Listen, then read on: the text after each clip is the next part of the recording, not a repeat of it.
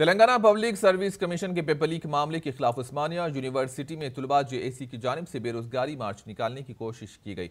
Police ने JAC chairman Bhimrao नायक और तुलबा leaders P विजय, B Naresh और तुलबा को गिरफ्तार करते हुए पुलिस स्टेशन मुंतकिल किया। इस मौके पर जेएसी के कायदी ने तेलंगाना पब्लिक सर्विस कमीशन के चेयरमैन जनार्दन रेड्डी को ओहदे से बरतरफ करते हुए पेपर लीक मामले की तहकीकात सीबीआई के जरिए करवाने की हुकूमत से मांग की है। इन्होंने इसके अलावा तेलंगाना पब्लिक सर्विस कमीशन में नामों का रजिस्ट्रेशन करवाने वाले तमाम तुलबा और उम्मीदवारों को 1 लाख रुपये भत्ता भी जारी करने का मुतालबा किया।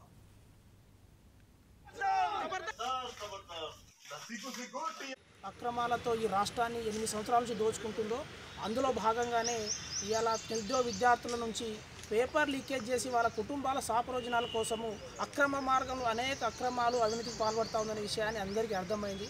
కాబట్టి మేము నిరుద్యోగ విద్యార్థి జేఏసీ నుంచి ఓయూజీ ఒకటే హెచ్చరించాము।